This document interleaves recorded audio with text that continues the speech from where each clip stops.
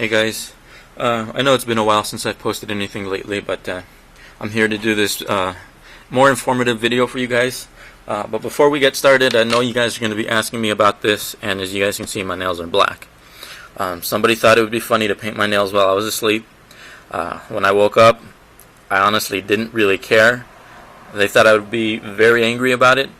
Kind of backfired on them because they thought I would be angry, and it was more of a disappointment on their end. So, to the topic at hand, I've been receiving many questions about bearings lately.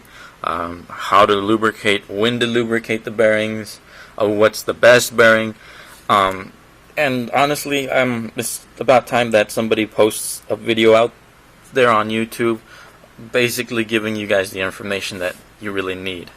I know this video would be geared more towards your intermediate players that are barely starting to realize how important bearings actually are, and if you're a beginner, it's a good idea to kind of get a heads up on this. So there are basically three basic types of bearings. I know I've been asked which is the best, but honestly that's a rhetorical question. There's no one right answer or no right answer at all, because it is you as a player, it's your preference, what you feel is the best bearing for your particular tastes or style. The three basic types of bearings there are the flat bearing. Here I have a 1-drop 10 ball.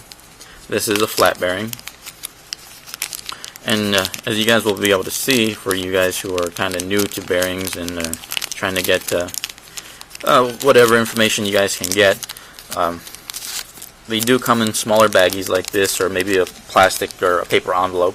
But this is a flat bearing, as you guys can see. Here are my tweezers here. This is the flat bearing, and as you can see, it is what it is. It says it's flat, so it won't have any curvature to the surface. It'll be flat. The string rests right on top of there, and the purpose of a bearing, as you guys all know, is to reduce friction on the string and allow long periods of sleep. Before the YoYo started using ball bearings, they would use they were basically a flat axle where the string would just wrap around the axle and it would sleep on top of that. Then there was the Transaxle, which was either a wooden or a plastic sleeve that would rest atop of the axle, and the string would be on top of the Transaxle, and it would reduce friction, allowing for longer sleep times. That was before ball bearings became a staple in yo-yos. So this here is a 1-drop 10 ball bearing, and here we have other flat bearings. These are all size C bearings, and these are the sizes of bearings that most yo-yos today use. There are other size bearings, and if you have any Duncans or any yo-yo factories that have hub stacks, you will know these. These are size A bearings. These are smaller. You won't really find these in any of today's yo-yos, except for maybe in hub stacks or maybe some earlier Duncans or cheaper Duncans, I would say. And then you have this here is another flat bearing, but this is a most people call it a speed bearing, but this is actually just a halved flat bearing. This is just to make your yo-yo more responsive when you're playing. That's basically what it does. It just allows your yo-yo to sleep, and it makes it a little bit more responsive when you're playing with it.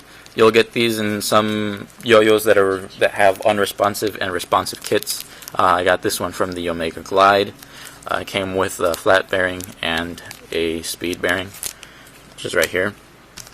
And then you'll have, in the other categories of bearings, you will have one that you guys are most familiar with. You guys will get these ones from Yo-Yo Factory. These will come basically from your Yo-Yo Factory yo-yos, and that is a center track bearing. Now, the center track bearing, as you can see, it has a higher wall, a higher profile. It's got these these curved angles here with the flat center. That is so the string centers itself and stays on point, allowing for less friction, and when the string builds up on the bearing, it won't grind against the sides of the response pad or the yo-yos, allowing for a longer sleep. And the third bearing within here that you guys will probably be familiar with is a concave bearing. As you can see, this bearing is actually completely curved. It doesn't have any of the angles. It's just one curve, kind of like a small U shape. Out of all three bearings, I prefer the concaves. I don't know why, it's just my preference. But this one I actually think is a little bit better than the center track, because the center track has the curves or the angles, and then you have the flat center.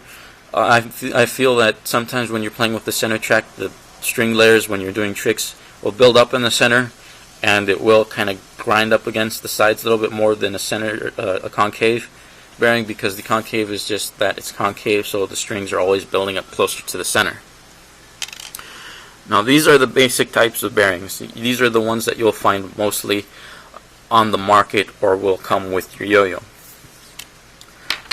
Now again, each bearing serves, or may look different, but it serves the same function. It's there to make your yo-yo sleep longer.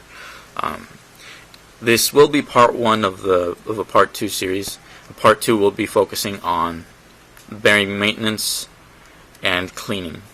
Now, again, it's all up to your preference. And I received a question. It goes, they asked me on a comment. They go, how do you know if a bearing is a 10-ball bearing? Well, basically, most yo-yos will come with, high-quality premium yo-yos will come with a 10-ball bearing already, while as your lesser inexpensive yo-yos will come with an 8-ball bearing, which is standard. As in yo-yo factories, their plastics, and such as the Replay Pro and the Protostar, these all come with a center track bearing, but they are all 8-ball bearings. They are not 10-ball bearings.